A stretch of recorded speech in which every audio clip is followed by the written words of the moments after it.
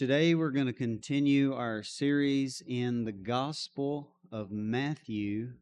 And by way of review, we looked in chapter 1 at the royal genealogy of Jesus, which qualifies him to be the Messiah or the King of God's people, and not only of God's people, but of the entire world.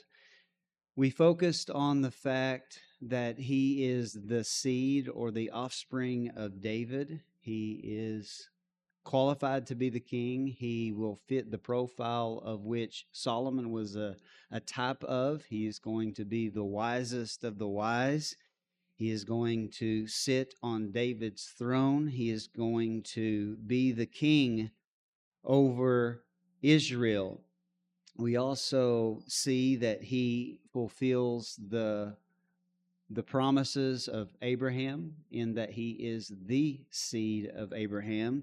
Therefore, he is Israel personified, or the fulfillment of all the promises made to Israel find their fulfillment and the climax of their fulfillment in and through the person of Jesus Christ, because he is the seed of David and the seed of Abraham. He is the Messiah, the King, the anointed one.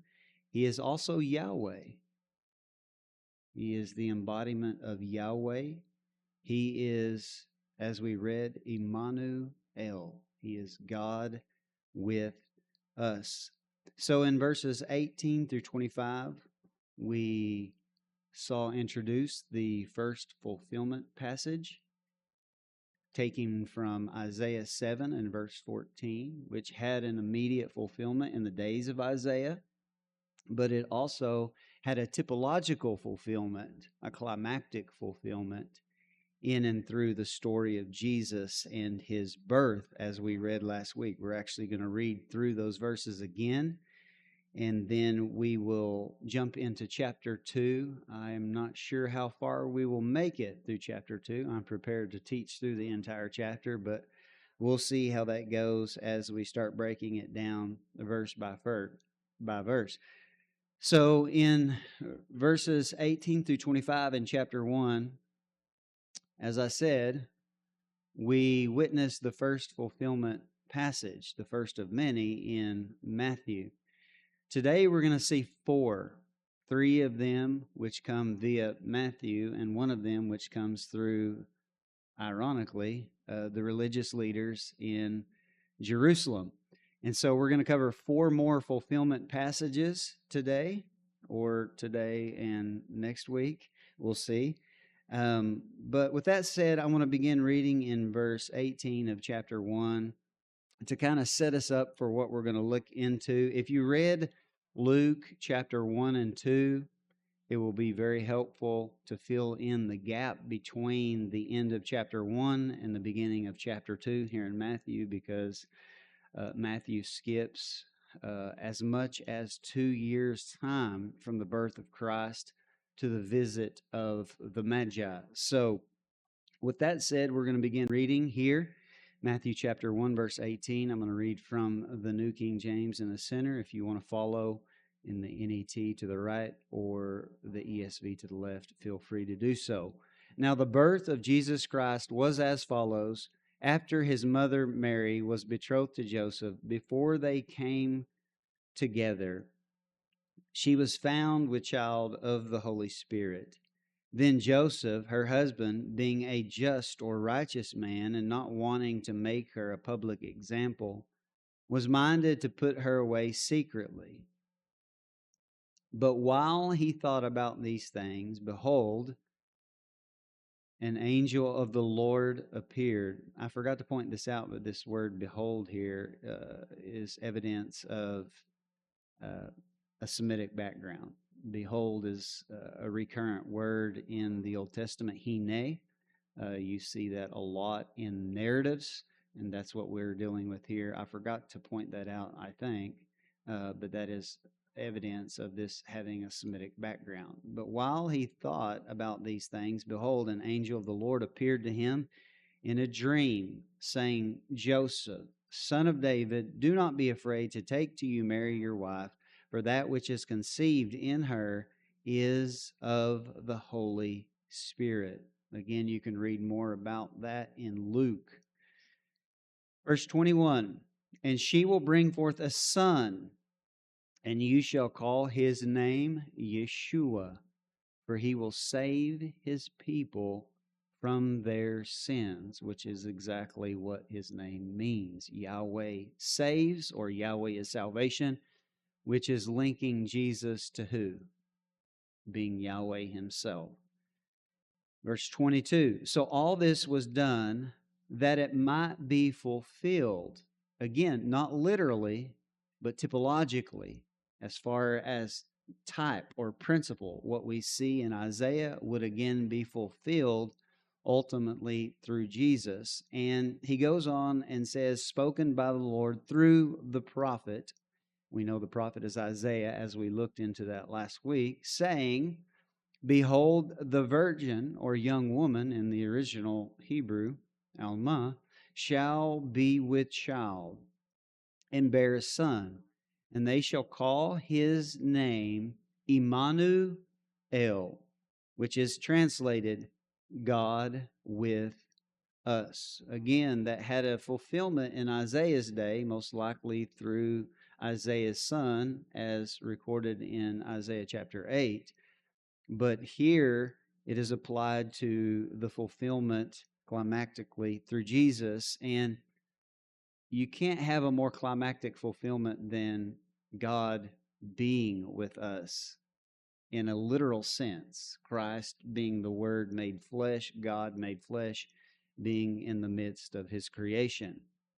Then Joseph, being aroused from sleep, did as the angel of the Lord commanded him, took to him his wife, and did not know her till she had brought forth her firstborn son. And he called his name Jesus, or Yeshua. Which brings us to chapter 2. We're going to see as we go through this, there is as much as 2 years' time that elapses from the birth of Christ until this story that we read here in Matthew chapter 2. And so we begin in verse 1. Now after Jesus was born in Bethlehem of Judea. Notice that was not introduced earlier in the story. If you just read chapter 1, you wouldn't know necessarily where he was born. Luke fills us in on the details of how they were from Nazareth, but they had to travel to Bethlehem for the census and the taxation and the registry.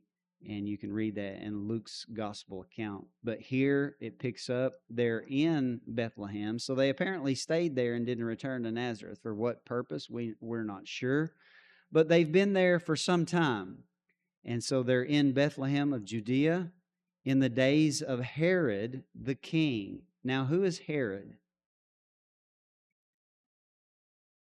I'm going to show you a little tip here. If you have this Bible software, you can right-click on Herod. And I know that the pop-up window you probably can't see. Some of you in the front may be able to see that. But if I scroll over, you can see that if I click on this part here that says Herod the Great person, it will highlight that.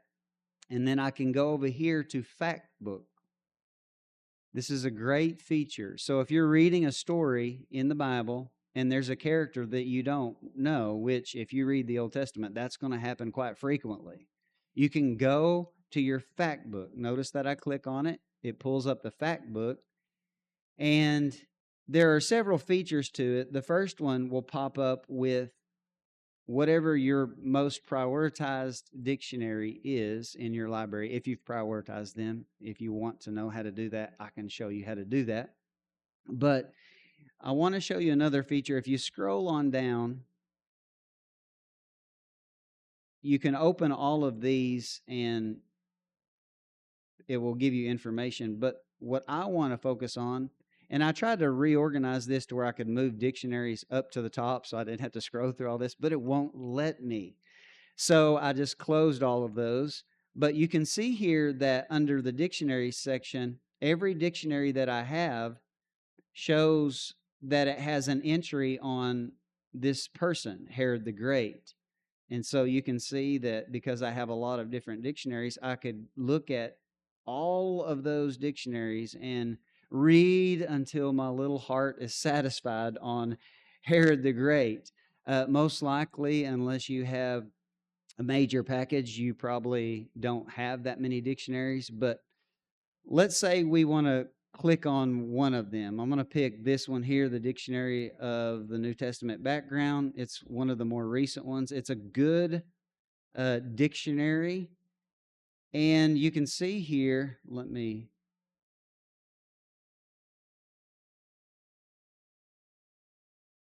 float this and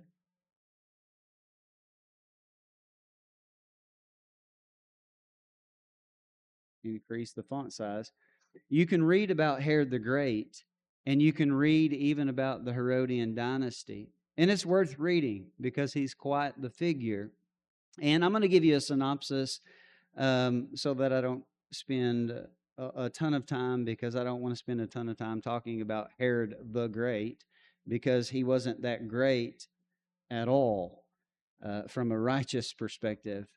He was an Edomite king who was appointed by Rome. He was not from the house of Judah. He wasn't even a Jew. How ironic he would be called King of the Jews, because he was an Edomite, which is kind of a slap in the face to God that his people would be ruled over by an Edomite of all people. And he was wicked at that. He started reigning or rising to power sometime in the 40s BC, before Christ, and he ruled until his death in 4 BC. Some will give an alternate time of death at 1 BC, but the major consensus in historical works that we have available and dating based off of that evidence is 4 BC. But Herod the Great expanded the temple. He renovated the temple, made it extravagant in many ways, did that to kind of appease the Jews who he had to kind of work alongside. He didn't like the Jews, and the Jews certainly did not like him, being an Edomite king who had a major temper. When you read about his life, he was very wicked and self-serving. Anyone who got in his way or appeared to threaten any desire he had, he would have them put to death. It is known that he had at least 3 of his sons killed based on supposing that they were trying to take over the throne. He wanted power so bad, and he would protect the power that he had at any cost. It is said that he killed at least 2 of his wives. He even killed his favorite wife, based on the suspicion that she was having an affair, only later to find out, after she was strangled to death, that it was only a suspicion and it had not indeed happened. So imagine that. You have your favorite wife strangled because you think she might have had an affair with someone else. It was a very, very assumptive person, very, very paranoid. It is said, and you can read a lot of this in Josephus, The Antiquity of the Jews.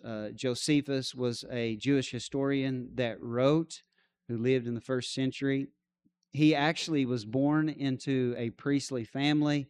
He fought against the Romans in the First Jewish War, but was later captured and then flipped on the Jews and actually started fighting for Rome. And he wrote a lot of historical records about Rome and about his Jewish heritage and things that were happening in the 1st century. And so he has a lot of interesting things to say as a historian. And he says that when Herod, matter of fact, I think I have it. I won't read it because it's very hard to follow. But right here in the works of Josephus, it talks about his death, and even it talks about how God plagued him. And it goes on and it talks about how Herod knew he was hated by the Jews, and he knew he was going to die. And he was dying a horrible death, as you read here, described by Josephus. And he knew that his death would be celebrated.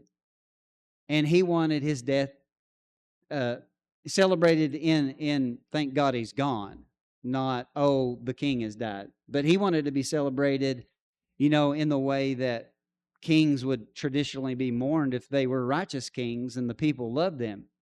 But because he was hated, he feared that he would not be celebrated upon his death, and there would be no mourning for him.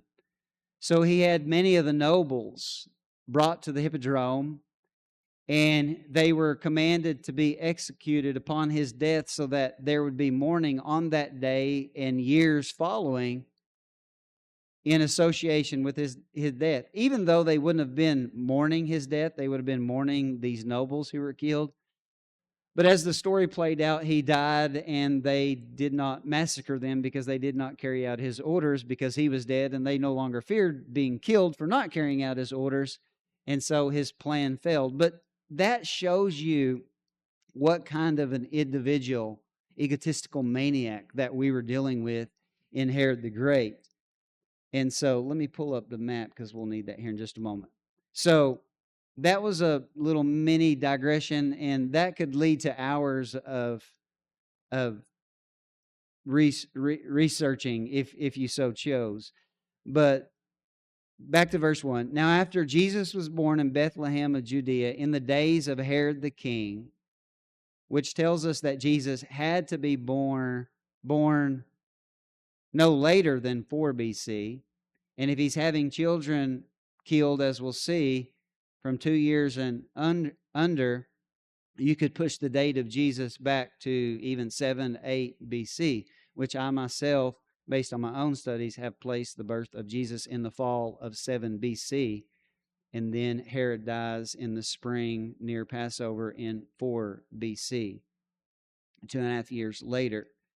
But it says, in the days of Herod the king, behold, there's that Semitic word again, behold, wise men from the east came to Jerusalem. Now let's talk about these wise men. That word there is magoi, and it is the same type of people that we read say in Daniel chapter 2, those who were surrounded the king, which studied the stars, the heavens. They were sign readers. They had, many of them, probably some level of divination, powers of divination. They could interpret dreams. They could read stars and tell you what their meaning was, etc., the meaning of dreams, etc., just as we see Daniel do in the book of Daniel.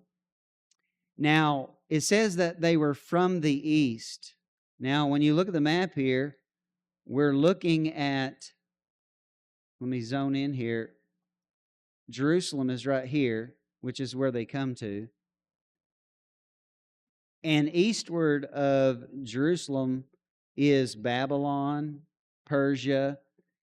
And there's really no major consensus, and there's no reason to have a major consensus because it's not specified here in the text where they came from. Were these of the priestly class, as in the book of Daniel, from Babylon? Are they from as far as Persia? We don't know. Some people will try to make cases for one position or the other, or as you see on the map, some will even say that they came from Saudi Arabia, to the south of Jerusalem. At the end of the day, there's not enough evidence for us to know for sure, but it's reasonable to say they were similar to the class of people that we read about in Daniel. Some have theorized, and it's a good theory, I guess, that, Daniel was in Babylon, and Daniel would have made known many things that he had learned, and perhaps even the prophecy of a king being born in Judea was made known. And so this is that group coming upon seeing this sign that appears to them. It sounds nice, but we don't know. So we're going to go with the evidence and say they came from the east, which could be either Babylon or Persia. If I had to pick, I would say the most likely would be the Babylon area. But again, we don't know. But they come to Jerusalem. Why do they come to Jerusalem?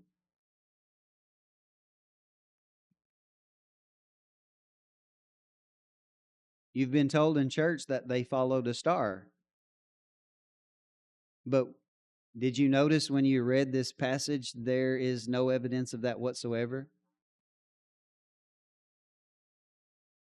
And we're going to come to find out in verse 9, it was no star in a literal sense. Because it was a, watch this, star that appeared in the east, wherever they're from. And based on its appearance, they knew that it was prophetic about a king being born in Judea. And Jerusalem being the capital of Judea is the natural place for them to go to inquire where the king was. And that's what we're going to read in the rest of the story. I hope I don't mess up your Christmas story here, but we're going to look at what it actually says. It says they come, wise men from the east, came to Jerusalem. And watch what they say, because it's filled with irony. Because this is how Jesus' life begins and ends.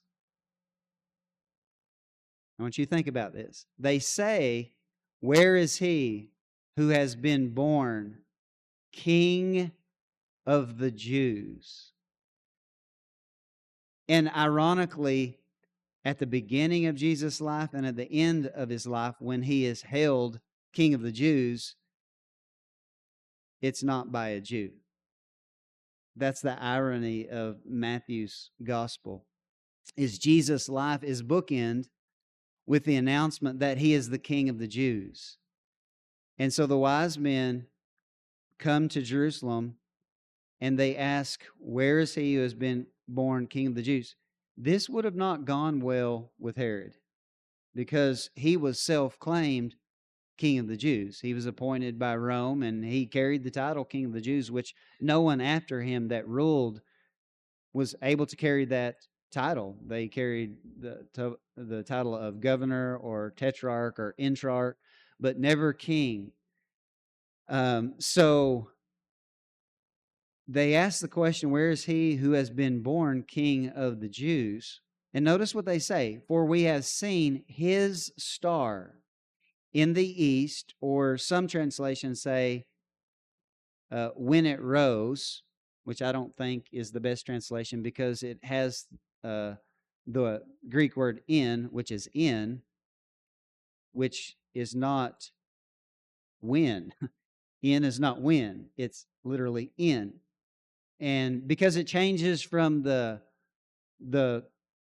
plural to the singular, singular to the plural, and how it's used in reference to the wise men and then to the star, has led commentators to say, well, it means from the east when it's in relation to the wise men.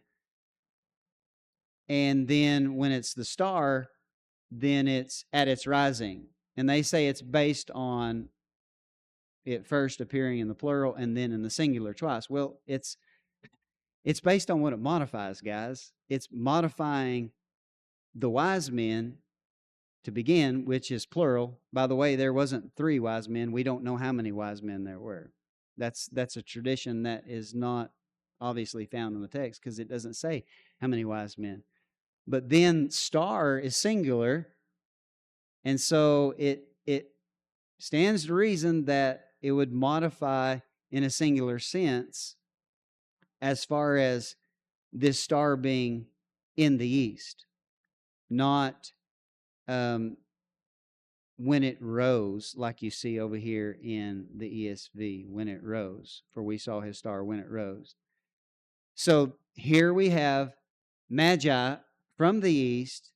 While they're in the east, whether that be Babylon or Persia, this star appears, and upon its appearance, they know, a king has been born in Judea. We must go and honor this king. Again, we don't know what more they know. We just know that it compelled them to make the trip. And if you're looking at the map, Whether they traveled from Babylon or Persia, that's quite the trip across very difficult territory to travel. Most likely they would have traveled up the Euphrates here and then came down the coast. But they traveled all the way to Jerusalem, which would have taken them some weeks to get there. It would have been a very difficult trip to make in antiquity. And so they come to Jerusalem. They ask, "Where is he who has been born King of the Jews? For we have seen his star in the east, and we have come to worship him." So here's another irony. The first to worship Jesus and acknowledge him as king are what would be considered, from a Jewish perspective, pagan astrologers, soothsayers. Again, that's not what you would expect, right? You would think the Jewish king would be first recognized by Jews, which, if you go to Luke's story, you could say that the shepherds in the field were actually the first to recognize them. But in Matthew's story, we find it is the Magi, even though chronologically we know the shepherds came first and recognized Jesus. It says in verse 3, when Herod the king heard this, he was troubled. Why do you think he was troubled? Because if a king has risen, then that means a king is what? Is fallen, is going to die. They are going to lose the throne. However you look at it, he's going to lose the very thing he craves, and that is power. And so he was troubled, and it says, interestingly, and all Jerusalem with him. Why do you think Jerusalem was troubled with him? You could say possibly because of his own instability and what that might lead to. You also may think word spread and it aroused some type of anticipation of perhaps the Messiah has come. Perhaps he is here. It's hard to say, but Jerusalem was troubled with him. It could be a foreshadowing of when Jesus comes in the triumphal entry. It says all of Jerusalem was moved when he came in. I think we'll see that later on in chapter, I believe, 21. And so maybe it's another bookend that we have here. But all Jerusalem was moved with him. Verse 4, and when he gathered all the chief priests and scribes, so you would have the Sadducees and the Pharisees here, of the people together, he inquired of them where the Christ was to be born. So Herod is calling in the religious leaders, the expert in the writings of God, and he asked them where the Messiah was to be born. And interestingly enough, they have the right answer. They know. And so we have a fulfillment passage here in verse 5. So they said to him, in Bethlehem of Judea, for thus it is written by the prophet. And then he quotes, but you, Bethlehem, in the land of Judah, are not the least among the rulers of Judah. For out of you shall come a ruler who will shepherd my people, Israel. And this is a quote from Micah chapter 5 and verse 2. And they're spot on. This was historically known to be a messianic passage. This is a passage that was actually predicting the literal fulfillment that would be fulfilled through the Messiah. It didn't have an immediate fulfillment, as the case was with Isaiah chapter 7, and as we'll see in other fulfillment passages later on. But it was a fulfillment passage that was expected by even the Jews to be fulfilled in their Messiah, which is associated with being their king. Do you notice the connection here? Which undergirds, even from a Jewish perspective, what Matthew developed in chapter 1, that the Messiah was going to be the king of Israel. And so this quote is taken from Micah 5 and verse 2, which is interesting if you go to the context. Because in Micah 5 verse 2, it says, "But you, Bethlehem, Ephrathah," which was modified by saying of Judea, which is probably their attempt to specify which Bethlehem, because there was a Bethlehem to the north in the northern territory as well, but they wanted to make sure that it was understood to be in Judea.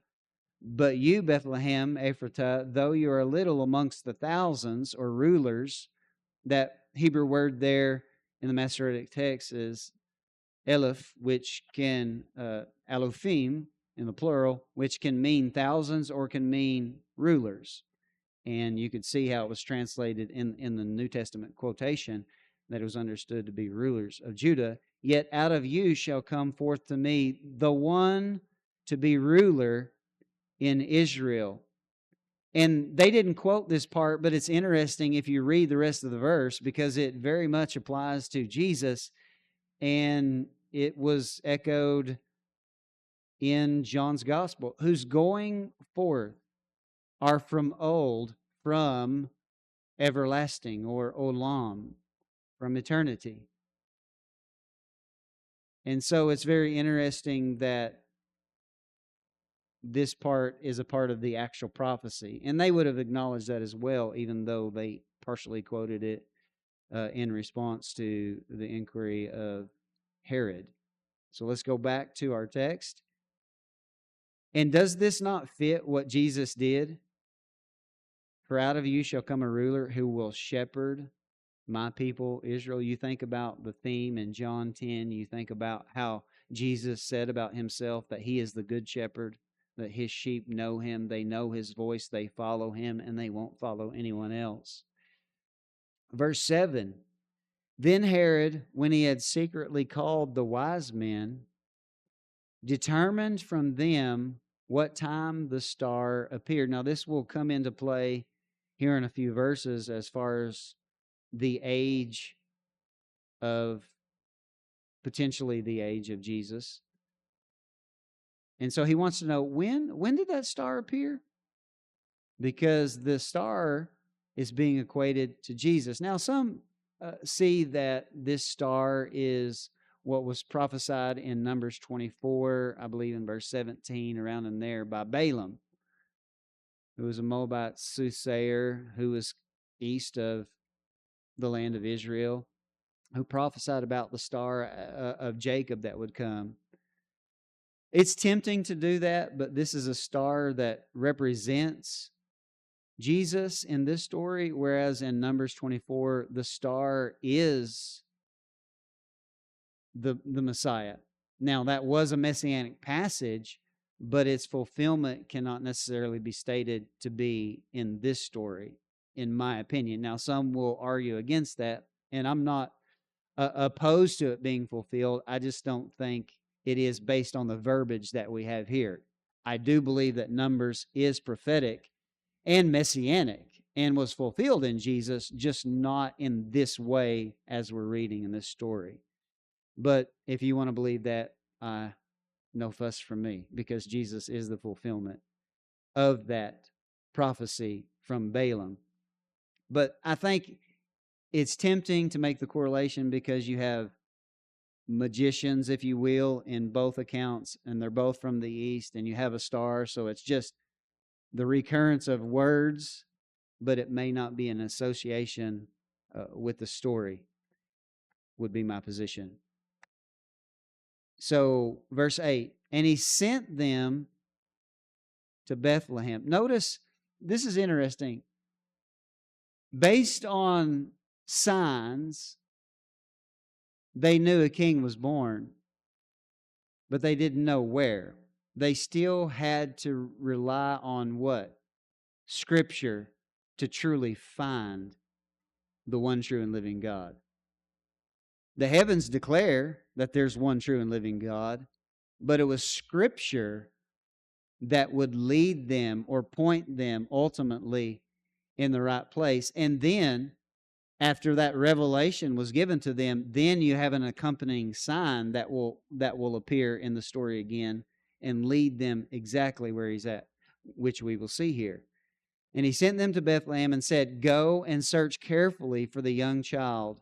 And when you have found him, bring back word to me that I may come and worship him also." How many of you think he was really going to worship him? As the story continues, we'll find out that he indeed has no intention of worshiping Jesus as the king. Verse 9, when they heard the king, they departed. And watch what happens. And behold, there's that Semitic word again, the star which they had seen in the east went before them.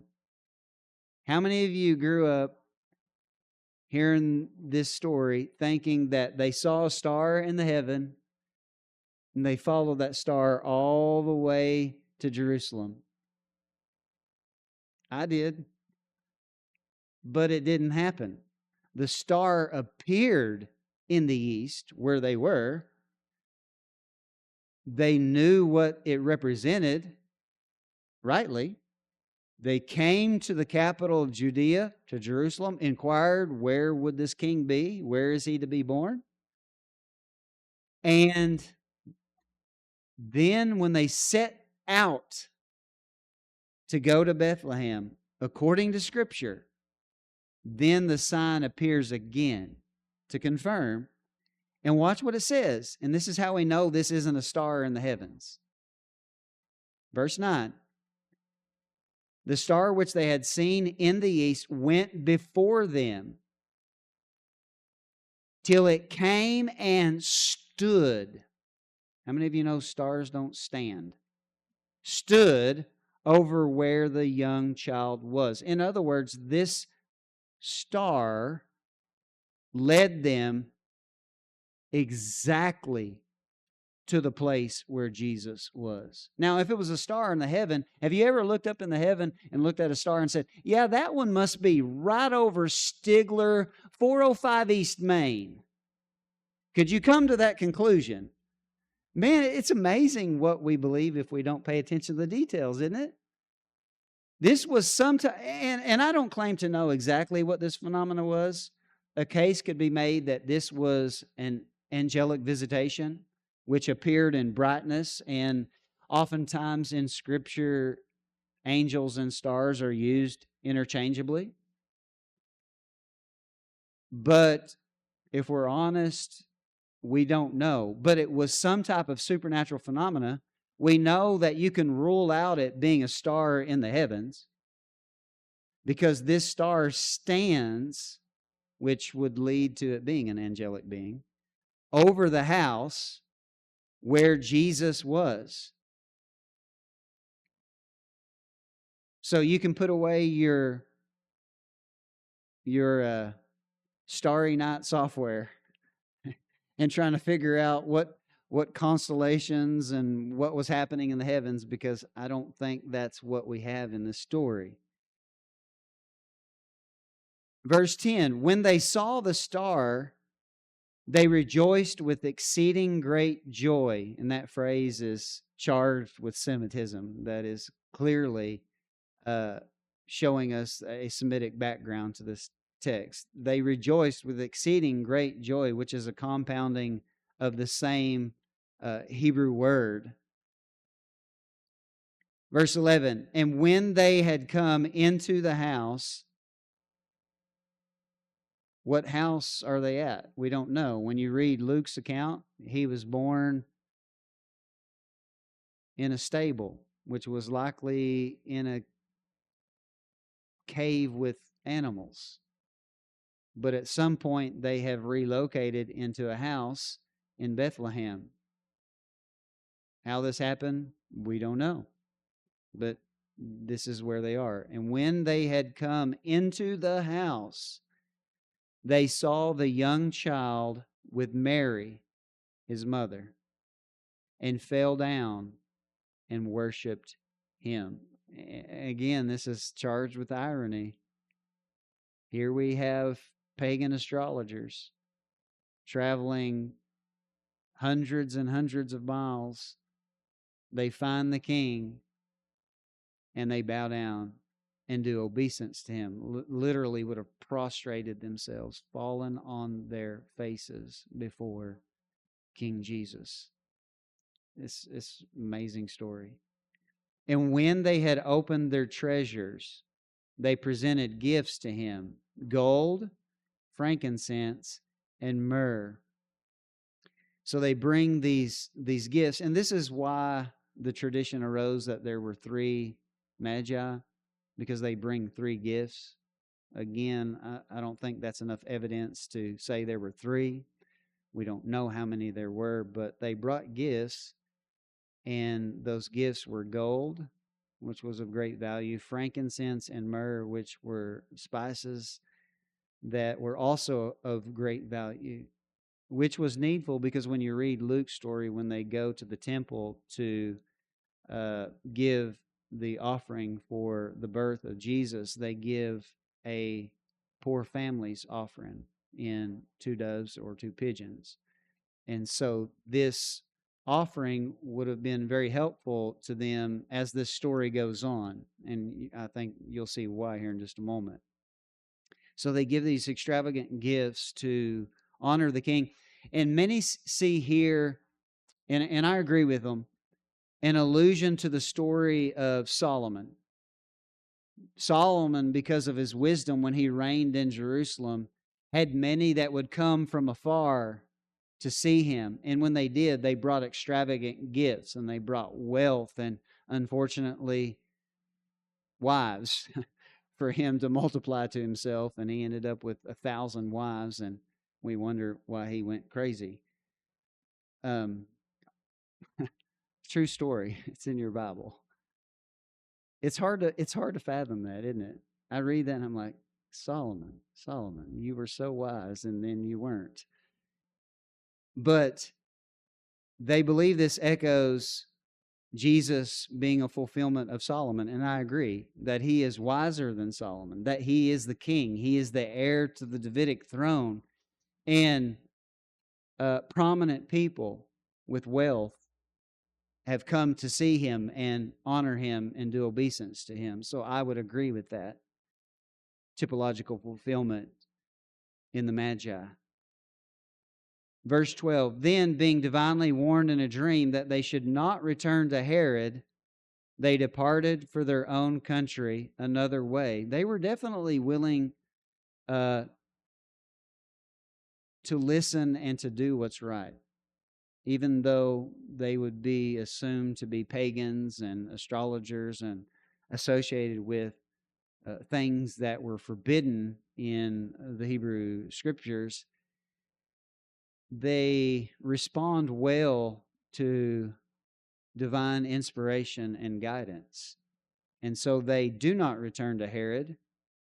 They return to their own country another way. Verse 13. Now when they had departed, behold, an angel of the Lord appeared to Joseph in a dream, saying, arise, take the young child and his mother, flee to Egypt, and stay there until I bring you word, for Herod will seek the young child to destroy him. Some see here an echoing or similarities to the story of Moses, how he was sought to be killed as a Hebrew male child, and therefore he was hid. And I would agree with that as well, because Matthew definitely presents Jesus as a new Moses who is giving a new law and a new covenant. And so I would agree with Christ being a typological fulfillment that is connected to the figure of Moses, though it's a reversal on, Moses will eventually flee from Egypt and then go back to Egypt. Jesus flees from Israel to Egypt and goes back to Israel. So it's a little bit different in the details, but the language is very similar, and the role that Jesus plays is very much mirroring the person of Moses as a redeemer, a leader, and one who hears from God and relates to the people. So, verse 14, when he arose, he took the young child and his mother by night and departed for Egypt, and was there until the death of Herod. And here we're going to have Herod's death mentioned. It's going to be mentioned a few more times in this story, which I think is ironic because the one thing that Herod sought was the death of the child, but the death of the child doesn't occur, but we have mentioned the death of Herod 3 times. And when you read Josephus's account of Herod's death, what I had pulled up a while ago, horrible. It kind of hurts to read it about how he died and how he suffered. But it says that they were to remain there until the death of Herod, that it might be fulfilled, which was spoken by the Lord through the prophet, saying, and the quote is, out of Egypt I called my son. And this is a quote from the Hebrew text of Hosea. You can see here on the hyperlink, if you just click on it, you can go to it. And that's what we're going to do. Now, this is not a literal fulfillment because in Hosea, this is reflective. This is said reflectively in relation to Israel. This is something that Israel experienced, and this is being said about Israel and Israel coming out of Egypt. And this is what is said by Hosea in chapter 11. When Israel was a child, I loved him, and out of Egypt I called my son. Now, this is like the prophecy in Isaiah 7 and verse 14, which is reflecting on a reality that was literally fulfilled. This historically, in Isaiah, it was soon to be fulfilled. This is reflecting back in the past when God redeemed Israel out of Egypt and brought them out. But this is applied to Jesus and being fulfilled typologically in Jesus because he is going to go to Egypt and then he's going to come forth out of Egypt. And what is the point of Matthew in doing that? What is the point of Matthew in citing that this verse from Hosea is fulfilled in the story of Jesus? Salvation. Salvation comes through Christ. But also, Christ assumes the role of who? Israel. Which is interesting because he's not only playing the role of Moses, Solomon, David, but he's also playing the role of Israel. Because when this prophecy, or when this was spoken by Hosea, reflecting on antiquity and Israel being brought out of Egypt, the son in this quotation, out of Egypt I called my son, is a reference to who? Israel. Israel as God's firstborn son, as they are called elsewhere in the Old Testament. And so Jesus is assuming the role of Israel. Why is that? Because he's the seed of Abraham. He is the climax of the promises that find their fulfillment in and through Jesus. And so that's why now, moving forward in the new covenant, who is the true Israel? Those who are in Christ. And why does that make them part of the true Israel? Because Christ assumes the role of Israel and the fulfillment of the promises made to Israel. And so being in Christ is what makes us children of God and heirs according to the promise, as we've read oftentimes the last few months in Galatians chapter 3. If you are in Christ, then you are Abraham's seed and heirs according to the promise. And so he's applying this fulfillment typologically in that Jesus is the fulfillment, the climactic fulfillment of being Israel.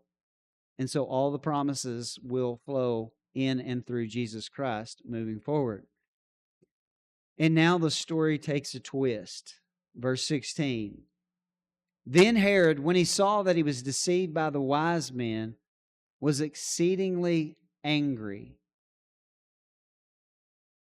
And he sent forth and put to death all the male children who were in Bethlehem and in all its districts, from 2 years old and under, which is connected to the time reference back in verse 7. Because remember, in verse 7, he inquired the time that the star appeared. And so based on what they have relayed to him as far as the timing, it's assumed that if I kill all the male children that are 2 years and under, I will kill this king to be, and my throne and my rule will be safe and secure. Now, we don't have any historical verification of this story. We don't have any outside sources from the Bible or even here in Matthew that verify that this happened. But based on the character of Herod and what is said historically about him, it's almost certain that you can't argue against the possibility of it, even if you're a skeptic. Even if you're a skeptic, based on what we know about Herod, you can say, yeah, that's definitely possible.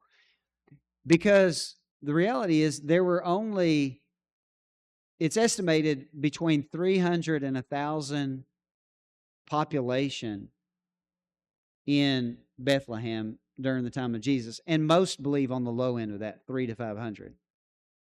So it's believed that there would probably be approximately 20 male children at most in Bethlehem during the time of Herod and when he calls for the death of the male children who are in Bethlehem and its districts. Verse 17 says this, then was fulfilled what was spoken by Jeremiah the prophet, saying, and here we're going to have again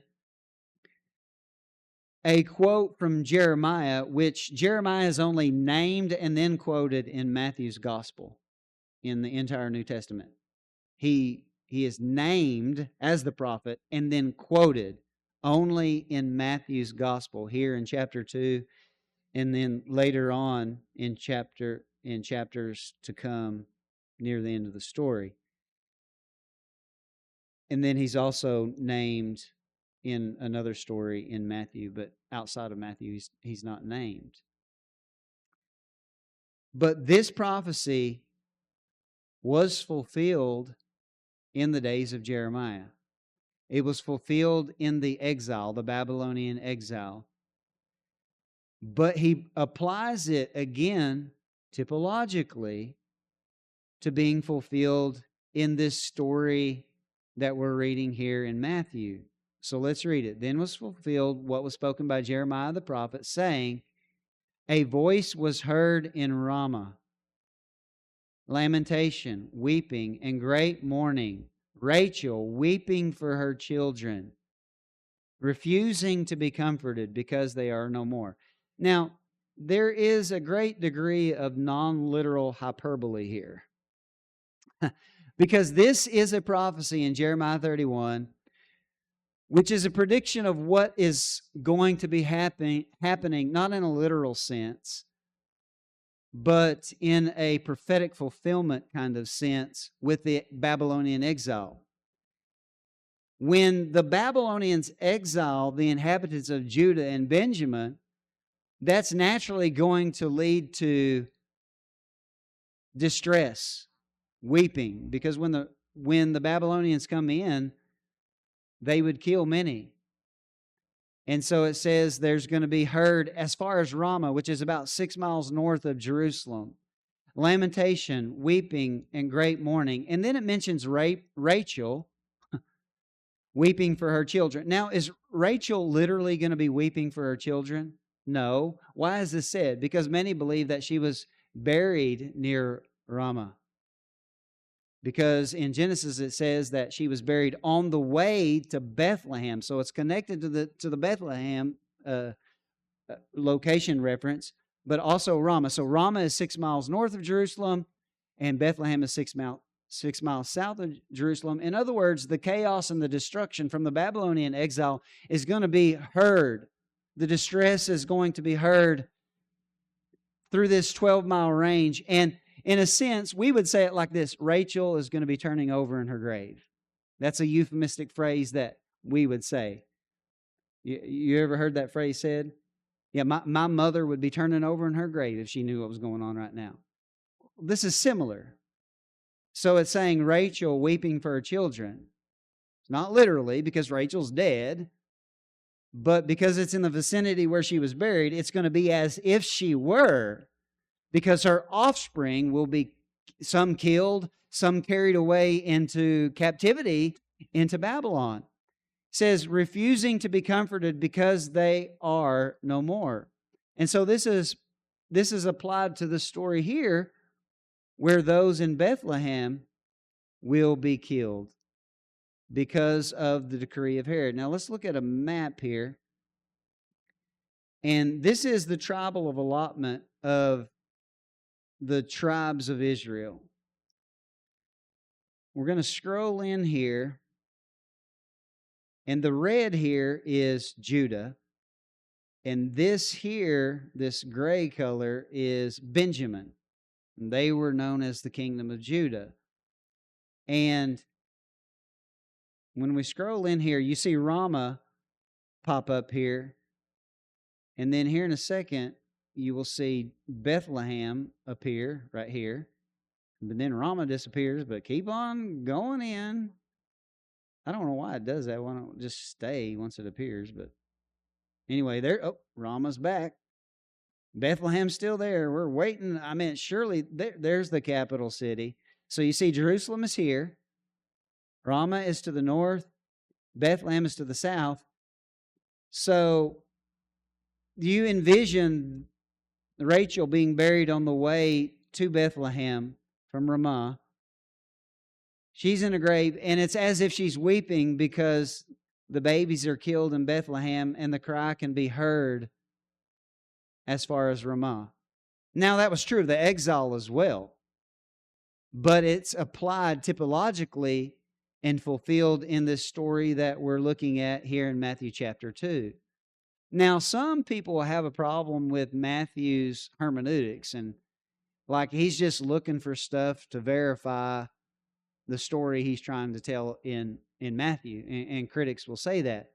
Now, I would agree with them if you were trying to press that this was the literal fulfillment and this is what was being meant in Isaiah 7 or in Jeremiah or in Hosea, that what we read here in Matthew was its only fulfillment and its literal fulfillment. If you say it's its literal fulfillment, I would agree with the skeptics. But as typology, as far as principle, as is what was going on then is going on today, because there's grieving, there's mourning, there's loss of life. There is a pagan king in Jerusalem, Herod, the Babylonians.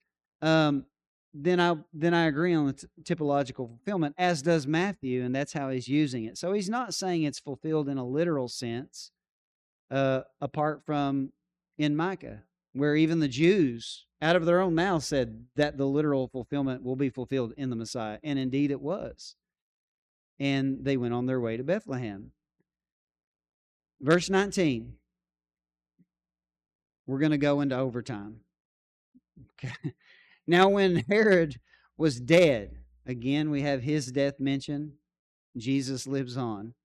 Now when Herod was dead, behold, an angel of the Lord appeared in a dream to Joseph in Egypt, saying, Arise, take the young child and his mother, and go to the land of Israel. For those who sought the young child's life are dead. This phrase here directly echoes what was said to Moses when he had fled into the wilderness after killing the Egyptian. And he was in the wilderness for 40 years. And God appeared and said, those who sought your life are dead. And so he goes back and he rescues Israel, God's people, out of Egypt. Well, now this is being applied to Jesus. He is the Redeemer. He is the new lawgiver. And so now they will return to Israel. Remember, they leave Israel, go to Egypt, return to Israel. Moses was in Egypt, left Egypt, went in the wilderness, and went back to Egypt. And so again, there's this linking of Jesus with a new Moses. Verse 21, then he arose, took the young child and his mother, and came into the land of Israel. But watch what is said in verse 22. But when he heard that Archelaus was reigning over Judea instead of his father Herod, he was afraid to go there. Now, when you learn about Archelaus, he was as brute as Herod the Great, but not as diplomatically smart. And so he only ruled for 10 years and he was disposed. And there was appointed officers and governors from that time on, appointed by Rome, Pilate being the one when Jesus was ultimately crucified. But here's the kingdom of Herod the Great and how it was divided amongst his sons upon his death. So Archelaus would have ruled this area here in green. And then you have Herod Antipas that ruled this area in brown, who was ruling during the time of Jesus, Herod Antipas. And then you have Herod Philip, which was reigning in this area here in the purple as well. And then when Herod the Great was ruling, he reigned over all of this area.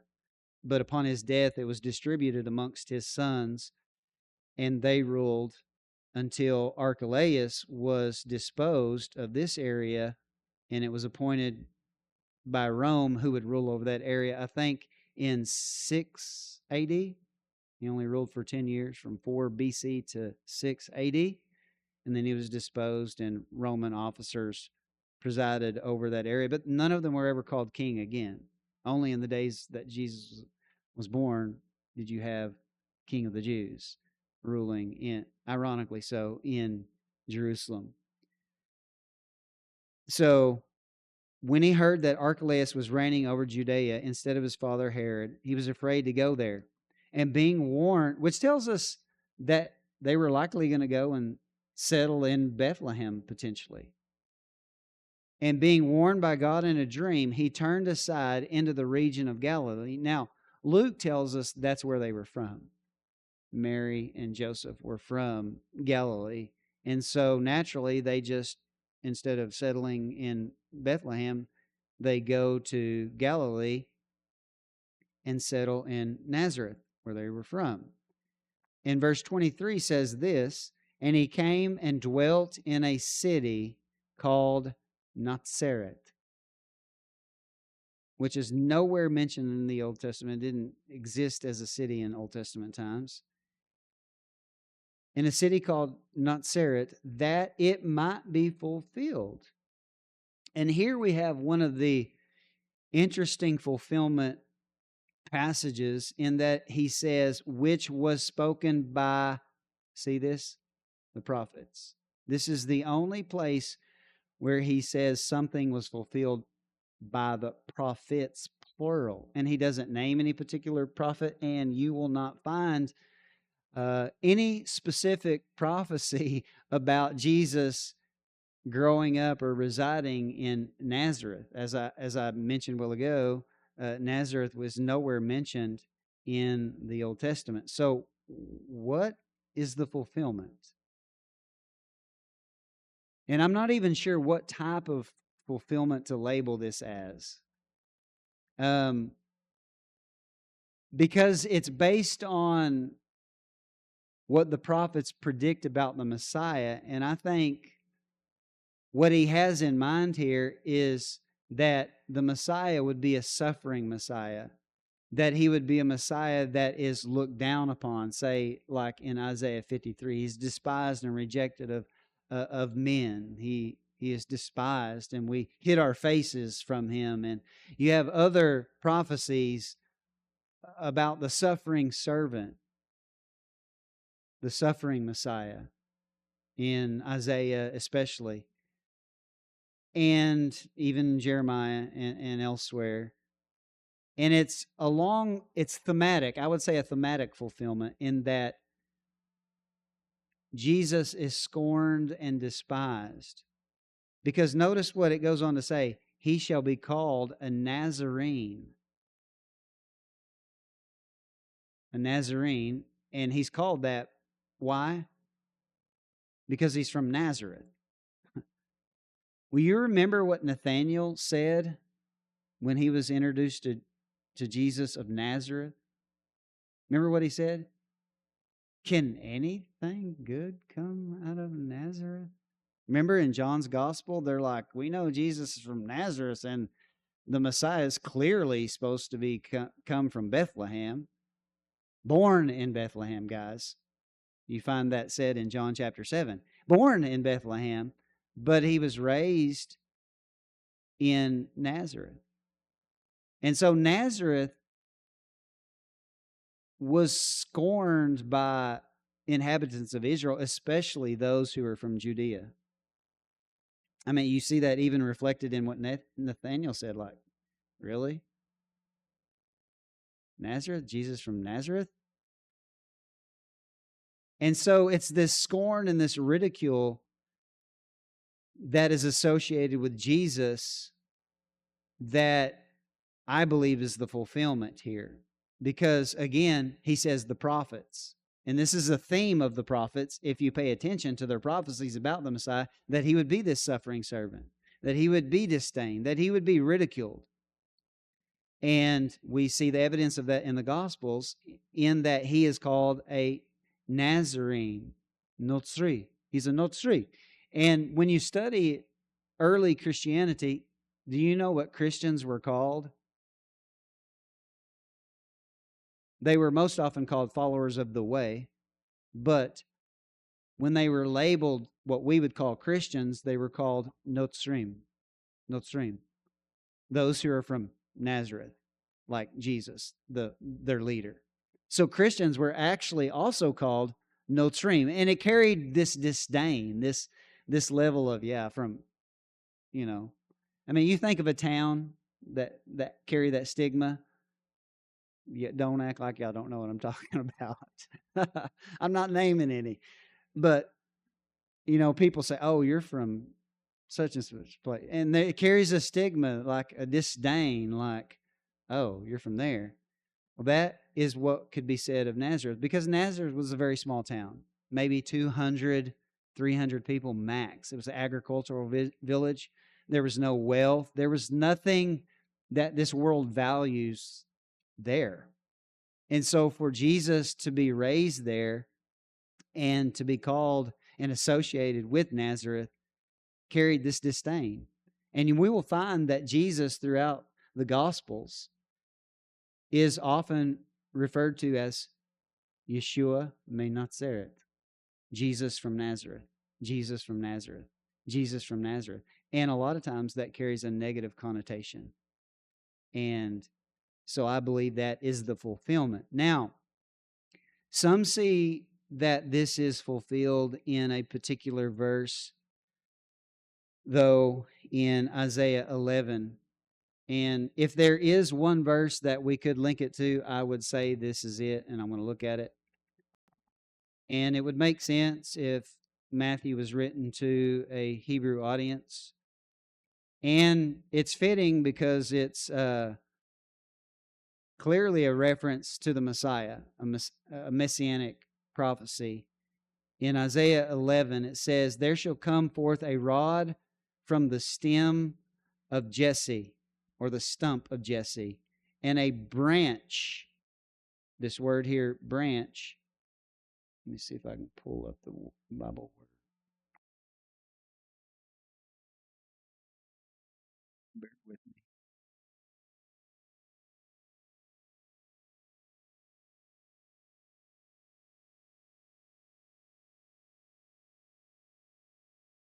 And a branch shall grow out of its roots. And it's this word netzer. And this was definitely fulfilled in Jesus, even if it's not fulfilled in relation to what we read in Matthew 2:23. It's certainly fulfilled in the person of Jesus and the ministry of Jesus. But netzer is the same root of the word Nazareth, where Jesus is from. And so some see a phonetic link to the place Nazareth and Jesus being the offshoot or the branch that grows from the stump of Jesse, which he clearly was, even if it's not a fulfillment of Matthew 2:23. Because when you read on in Isaiah 11, I mean, this is so descriptive of Jesus. The Spirit of the Lord shall rest upon him, the Spirit of wisdom and understanding, the Spirit of counsel and mind, the Spirit of knowledge and of the fear of the Lord. His delight is in the fear of the Lord. He shall not judge by the sight of his eyes, nor decide by the hearing of his ears. But with righteousness he shall judge the poor. He will decide with equity for the meek of the earth. On and on. I mean, all of that is fulfilled in the person of Jesus, and we've made connections of this with John's gospel as well. So he certainly fulfills Isaiah chapter 11. Whether or not that is in Matthew's mind when he says that is the fulfillment in Matthew 2:23, I'm not sure. And the reason why I'm not sure, and in the past I have been more leaning towards that being the case, but because he says spoken by the prophets. And if it's the case that Isaiah 11 is what is in mind, why does he say prophets? I think it's the theme that Jesus would be scorned, ridiculed, and disdained. He would be the suffering servant. He would be the Messiah who is a king, but not as expected, and therefore he is not embraced. He is not honored. He is not valued. I mean, think about it. Ultimately, the king was crowned with thorns and nailed to a cross. So I believe that is the fulfillment that he has in mind. But I also think Jesus is a clear fulfillment of Isaiah chapter 11 as well, too. Any questions?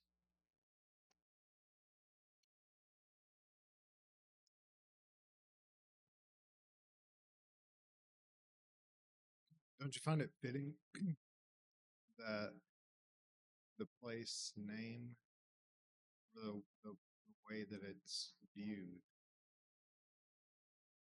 as disdain, not accepted, that was Jesus? This world hates me, it will hate you. I was not accepted by my own. Do you think there's symbolism there in the place he was raised and how he would be treated? I do. I do. I think it is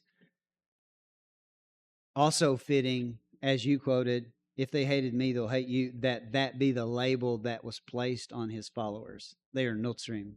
Like even today, like I started learning Hebrew years ago, 15 years ago. And I wanted to learn modern Hebrew so I could have conversations with Jews and hopefully persuade them. And so I was in a lot of online classes. And then I took a lot of one-on-one conversational classes so that I could practice speaking Hebrew in a conversation, because they speak so fast. It's very, very difficult, even if you learn biblical Hebrew, to keep up in a conversation with them, because you're trying to translate it in your mind as they're speaking and you just fall way behind. So I was taking one-on-one classes with different Jews who are native speaking of Hebrew. And they all referred to Christians as Notzrim, even to this day.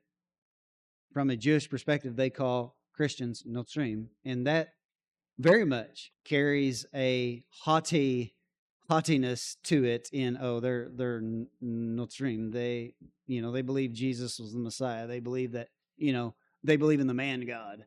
They believe in many gods. I mean, there's a lot of ways they show their disdain for it. But to your point, I think it's very fitting that Christ followers carry that same disdain, and it's affirming of what Jesus said would happen. The world hated me, and the world hates you. The only irony is, in the gospel stories, is it's the Jews who hate him more than anyone else, and so they are the world in the gospels. So, growing up, as you alluded to, about the wise men following the star. um, Once I learned geography and a little bit of science and some astrology, learning the planets, things like that, it was always very confusing to me that they were from the east. They saw a star to the east. So why would they travel west? Good question. Good question. Gary had the same question. It's not stated how they understood the prophecy to indicate that there was a Jewish king born, but even like the Roman historian Tacitus shares that there was a known expectation in the first century that there would be a Jewish king, and he attributes its fulfillment to Vespasian. But the fact that he mentions as a widely circulated rumor that there would be a Jewish king who would rule over the nations. And I don't know that I had it pulled up in my study version of preparation for this, but not this version. But I actually had pulled up where he writes this in his writing. Tacitus does. You can Google it and probably find it if you Google where does Tacitus mention the expectation of a Jewish king, and it will probably pop up the quote. So there was expectation, but the details of how they knew, I don't know. Well, if they were diviners, if they studied the stars, things of that nature, that could have been something that, I mean, because you said they were pagans, or likely that's the belief, right? So would that, I mean, they had prophecies and things of that nature as well, which leads to the next, like, what is the significance of, or do you think that's just the theme that's carried through, especially late chapter 1, early chapter 2, the significance of pagans being the the star of, or the focus of, outside of course, the supreme Jesus' birth, but they seem to be the focus of the traveling and the visiting, and like, is the significance that this world is not going to accept Jesus? Jesus is not accepted by his own, and outsiders will be more obedient and subservient to Jesus than his own will be? Or what do you Yeah, think? the rejection of the Jews isn't as much of a dominant theme as it is in John, but it's a pretty dominant theme when you get close to his death. But I think it's bookending, like he does in a lot of ways. Gentiles embrace him, and it's then you have the last words of Jesus: take the gospel of the kingdom, the good news that the king has come, to the Gentiles and make disciples of all nations. So I think it's a foreshadowing of the embrace of Gentiles more so than the Jews, his own.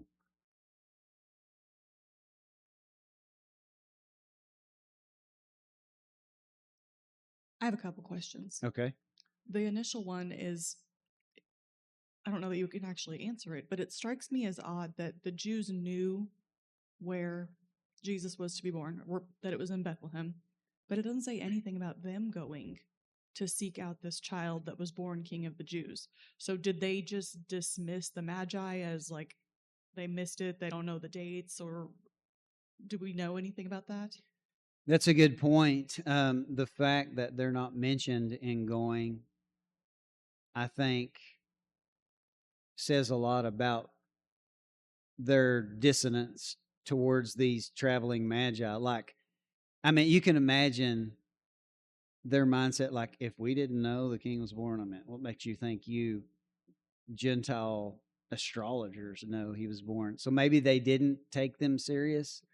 Some point that out. Some commentators will point that out, and they'll also point out the fact that, and critics will point this out, why didn't Herod send soldiers with them?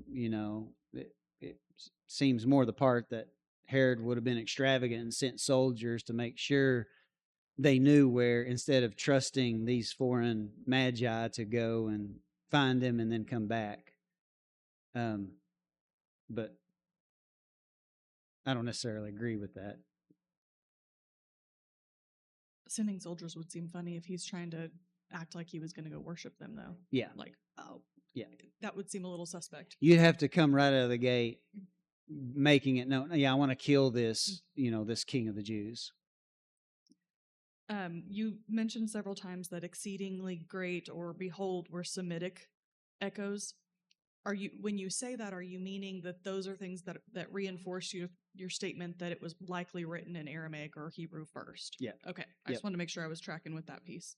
Do the offerings that the Magi brought have any significance or indication as to where they may have come from?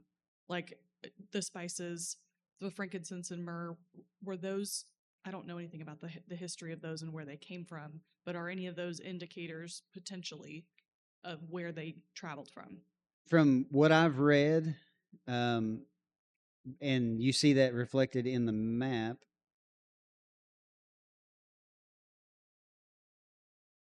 it was grown in all of those areas where they presume to have come from. Okay. And some will say, this the myrrh was found here, so it's more likely that they were here. And there's different arguments, but there's evidence that it was accessible anywhere in the regions where it's theorized they could have come from. Okay, last question. I don't have the exact recollection of this because it's been a while since I read it, but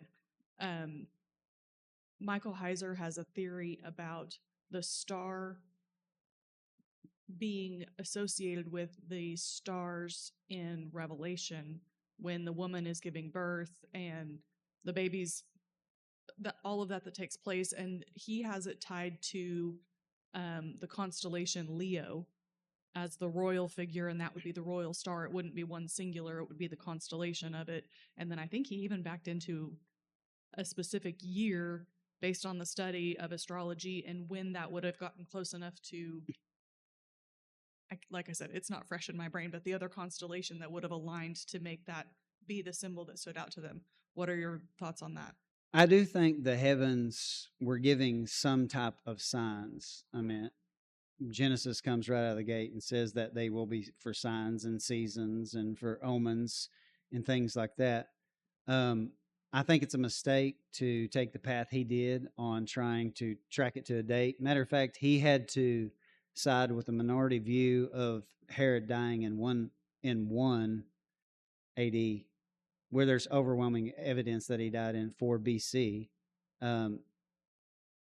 He chose 1 BC because it fits the timing of when he used Starry Night, and trying to figure out where there's this constellation in the heavens that points to Jesus being in Bethlehem. But all of that kind of undermines the story if you read it carefully. The star appeared while they were in the east, and then it reappeared only after they were told to go to Bethlehem and were on their way to Bethlehem.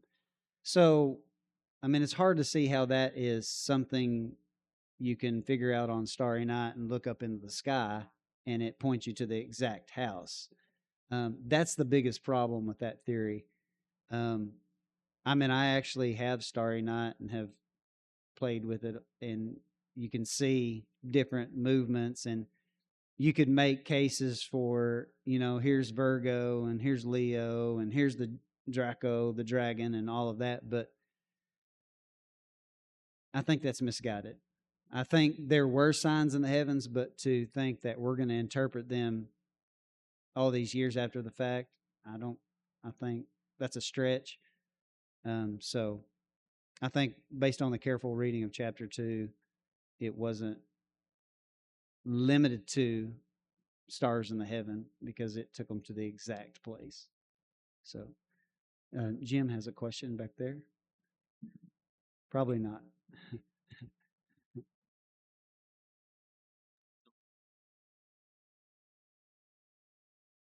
Could the Magi have been following a comet? That's been theorized. Would a comet appear and then reappear and then take you to an exact house? I don't find it convincing, but some have said that. I mean, there are a lot of theories astronomically on what it could have been. Planets, um, etc. But I don't find that convincing based on the verbiage in, I believe, verse 9, where it says it appeared and they followed it from Jerusalem to Bethlehem, and it stood over the place where the child was. If I had to say what I believe it was, I would say some type of angelic appearance. Maybe something akin to what was experienced by the Israelites in the wilderness, the cloud and the pillar, some type of phenomena similar to that. But to be sure, I couldn't say.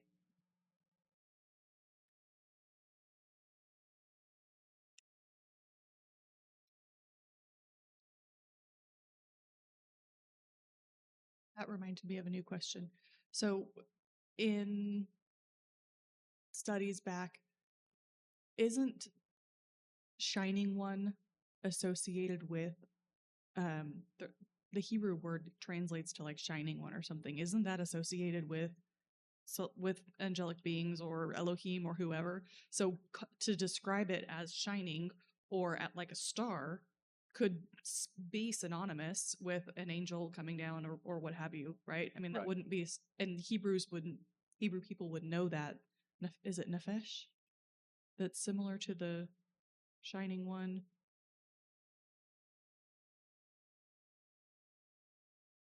No, not nephesh. Nephesh is like soul or Yeah. or living. But there's something with the shining piece that I remember that's in the Old Testament and that it's affiliated with Elohim. Hallel is what Satan is called, shining one. In Isaiah, he is a shining one. But as you said, stars are associated with angels through plethora of writing, not only Hebrew writing, not only in the Bible, but also in a lot of ancient Near East writings. So it would have been accepted to them. In many cultures, they thought what was shining in the sky were actual deities, even, and they worshiped them as such. So there was definitely an association with what was shining in the sky with an actual deity or actual living being. They didn't think they were stars in the sense that we do, that they were just balls of gas or whatever in the sky. They thought they associated them with living beings, and pretty much anyone during that time would have associated such.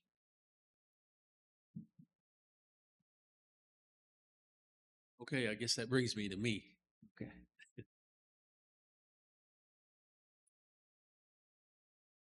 I hope that what's happened to me today would maybe happen to anybody who doesn't ask questions or maybe is not used to this format.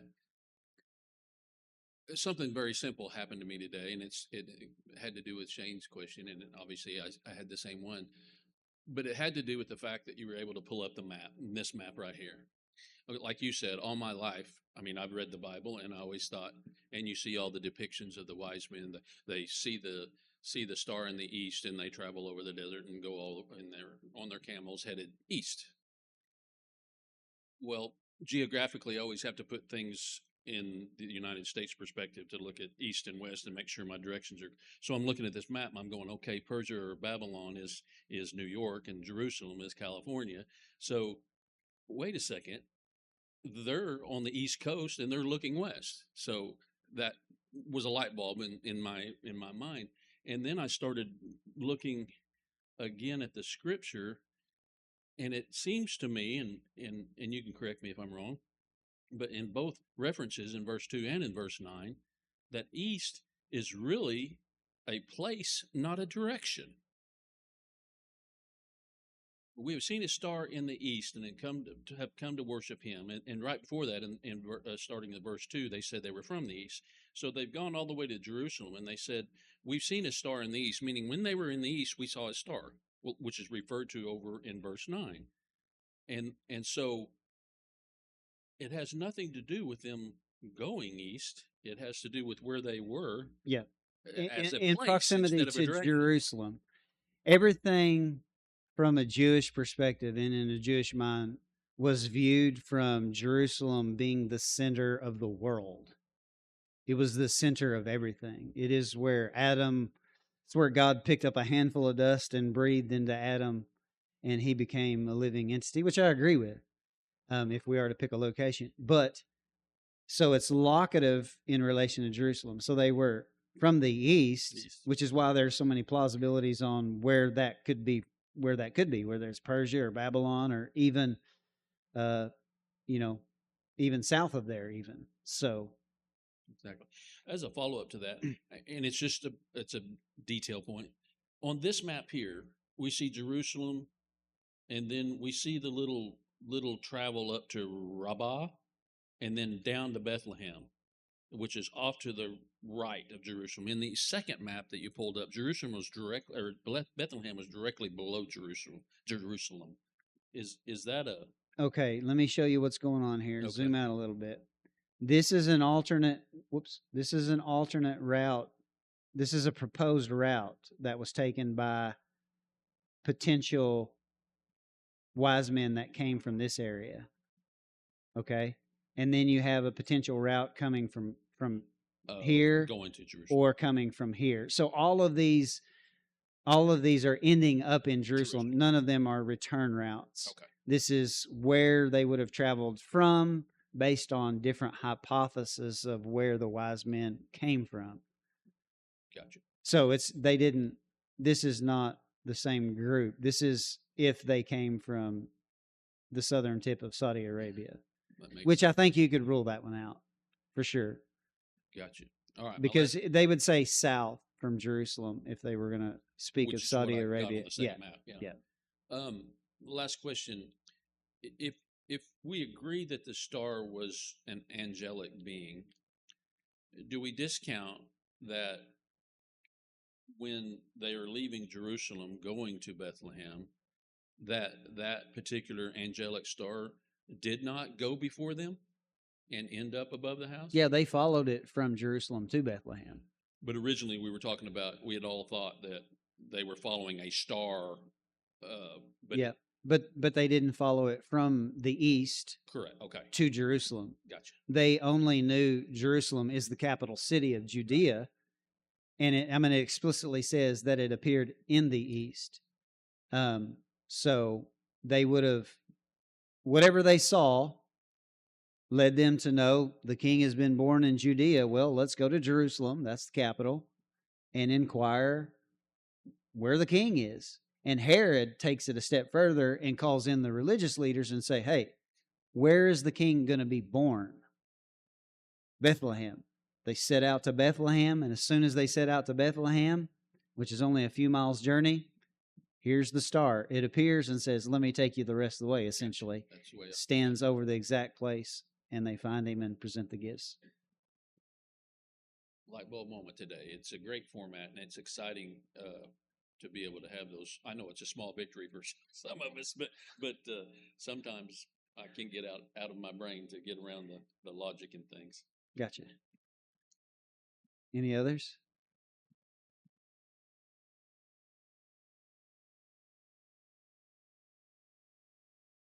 Some of y'all have the look of nobody better ask another question or I'm going to explode.